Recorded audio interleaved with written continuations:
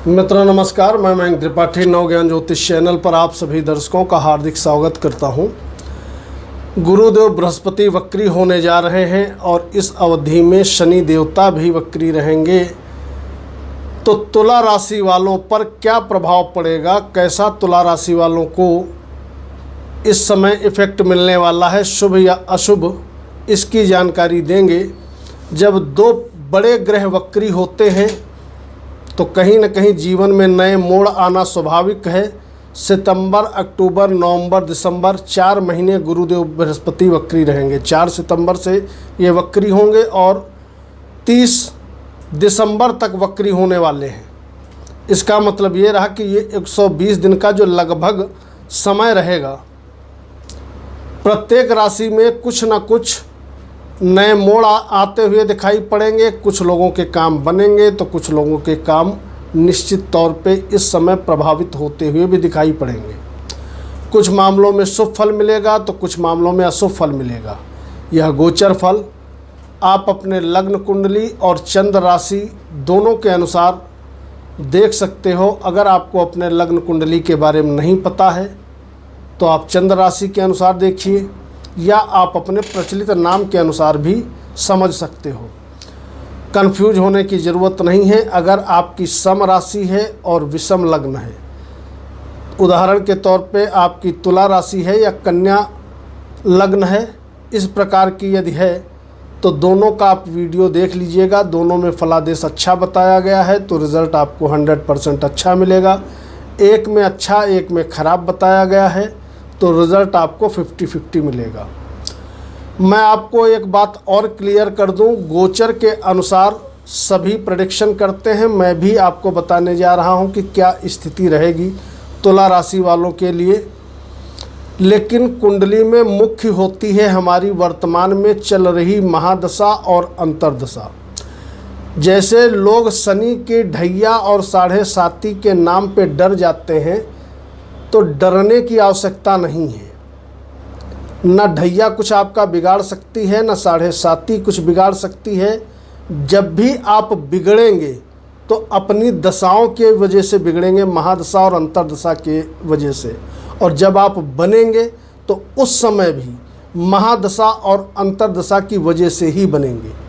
व्यक्ति मिटता है तो महादशाओं की वजह से, और व्यक्ति अगर खिलता है, बुलंदियों पे पहुंचता है, तो वह भी महादशा और अंतर्दशा की वजह से। गोचर में मान लिया उदाहरण के तौर पे आपकी गुरु की ही दशा चल रही है और गुरु इस समय ट्रांजिट कर रहे हैं 7th हाउस में। बाई बर्थ भी आपके ये केंद्र में कहीं पर बैठे हैं नीच राशि को छोड़ करके, तो ऐसे में आपको शुभ फल देंगे। लेकिन अगर कुंडली में बाई बर्थ अच्छी जगह पे है और ट्रांजिट में एक ख़राब जगह पे है, तो बहुत अच्छे रिज़ल्ट की आपको उम्मीद नहीं करनी चाहिए। पता लगा बाई बर्थ आपके कुंडली में गुरु नीच के हैं और वर्तमान में अच्छे पोजीशन पे हैं, तो आपको रिज़ल्ट बहुत अच्छे नहीं मिलेंगे। लेकिन यह है काम चलाओ, ठीक ठाक रिज़ल्ट मिलेंगे। तो उपाय हमेशा महादशा के अनुसार करिए, 100% जीवन में बदलाव आता है। अब कुछ लोग क्या करते हैं, कमेंट बॉक्स में कमेंट भी करेंगे कि सब बकवास होता है और वीडियो भी देखेंगे। अगर उनको ख़राब लग रहा है, बकवास लग रहा है, तो या तो वीडियो मत देखो, वीडियो देखो तो कम से कम उल्टा सीधा कमेंट मत करो। क्योंकि उपाय लोगों से हो नहीं पाता है, महादशा अंतर्दशा उनको पता ही नहीं है। या तो वो खुश हो जाएंगे गोचर फल सुन करके, या दुखी हो जाएंगे। तो दुखी मत होइए, उपाय करिए, निश्चित तौर पर आपको सोल्यूशन मिलेगा। अब जानते हैं गुरुदेव आपके 7वें भाव में वक्री होने जा रहे हैं, उधर शनि देवता आपके 5म भाव में वक्री हैं। गुरुदेव आपकी कुंडली में एक तरफ रोग के मालिक यानी 6ठे भाव के मालिक होते हैं, और वहीं पर गुरुदेव बृहस्पति के पास 3य भाव का भी डिपार्टमेंट होता है। गुरुदेव नैसर्गिक रूप से शुभ ग्रह हैं, राहु के साथ कॉम्बिनेशन बना करके बैठे हैं, शनि की दृष्टि में हैं। इस समय जो शनि का दुष्प्रभाव गुरुदेव बृहस्पति के ऊपर पड़ रहा था, वह काफ़ी हद तक का कम होगा। क्योंकि जब कोई भी ग्रह वक्री होता है तो वह 10 गुना ज़्यादा पावरफुल हो जाता है, और जब ग्रह पावरफुल स्थिति में होता है तो या तो बहुत बुरी तरीके से बुरा करता है और या बहुत अच्छा फल देता है।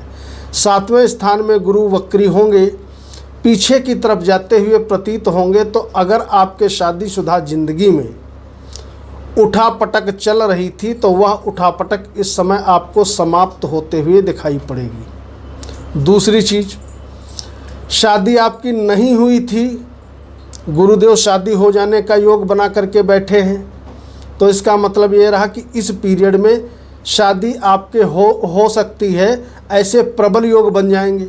अगर बाई बर्थ ही आपके कुंडली में विवाह के योग नहीं है तो अलग चीज़ है, अदरवाइज गुरु की कृपा से शादी हो जाएगी, शादीशुदा ज़िंदगी में खुशहाली आ जाएगी। इसके अलावा 6ठे भाव की तरफ अपने ही राशि की तरफ ये जाते हुए प्रतीत होंगे। इसका मतलब ये रहा कि कहीं ना कहीं इस समय आपके जो कॉम्पिटिटर्स हैं, आपसे ईर्ष्या रखने वाले हैं, उनसे आपको छुटकारा मिलेगा। और वहीं पर अगर शत्रु बहुत ज़्यादा हैं, कोर्ट कचहरी वाद विवाद में आपका किसी भी प्रकार का कोई भी काम है, तो उन कामों में निश्चित तौर पे आपको राहत मिलते हुए इस अवधि में दिखाई पड़ेगी। यह जो 120 दिन गुरु वक्री रहेंगे, इन मामलों में बड़ा अच्छा रिस्पांस आपको देते हुए दिखाई पड़ेंगे। एकादश भाव से नवम बैठे हैं गुरु और पंचम दृष्टि डाल रहे हैं एकादश भाव में, जो कि सूर्य देवता की राशि है, इनके परम मित्र की राशि है।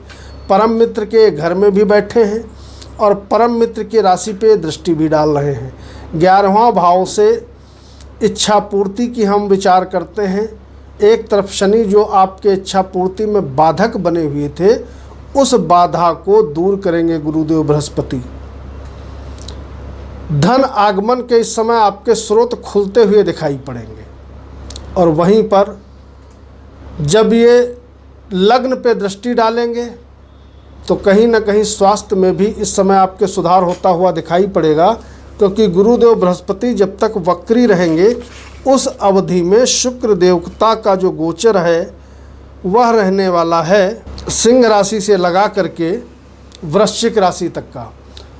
यानी कि आपके जो लग्नेश हैं वो भी शुभ अवस्था में रहने वाले हैं। एकादश भाव से लगा करके धन स्थान तक का इनका गोचर रहेगा। हालांकि बीच में थोड़ा आप मानसिक अशांति लगभग 15-20 दिन जरूर महसूस करोगे जब शुक्र नीच के होंगे। बाकी इन 4 महीनों का जो समय रहेगा वो बहुत शानदार आमदनी को लेकर के आपके रहने वाला है। गुरुदेव की सीधे दृष्टि पड़ रही है आपके तीसरे स्थान पे।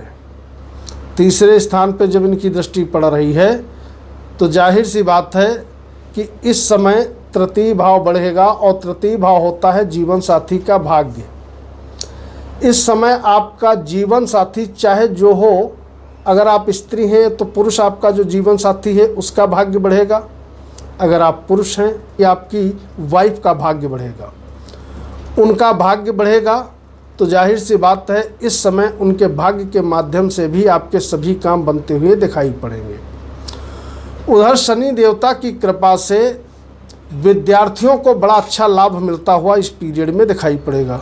शिक्षा, उच्च शिक्षा में लाभ और साथ ही साथ शेयर सट्टे में लाभ। प्रेमी जोड़ों के लिए समय उत्तम रहेगा। कार्य क्षेत्र में प्रगति होते हुए इस समय सभी तुला राशि वालों को दिखाई पड़ेगी, क्योंकि कर्म क्षेत्र पे गुरुदेव का केंद्रीय प्रभाव तो है ही है। तो इसका मतलब ये रहा कि सभी काम इस अवधि में बनेंगे।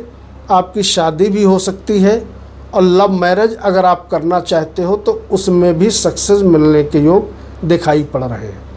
उपाय क्या करोगे? ओम शुम शुक्राय नमः या ओम शुक्राय नमः, इस मंत्र का रेगुलरिटी से कम जब तक ये दोनों ग्रह वक्री हैं कम से कम 108 बार रोज आपको जप करना है, पहली चीज़।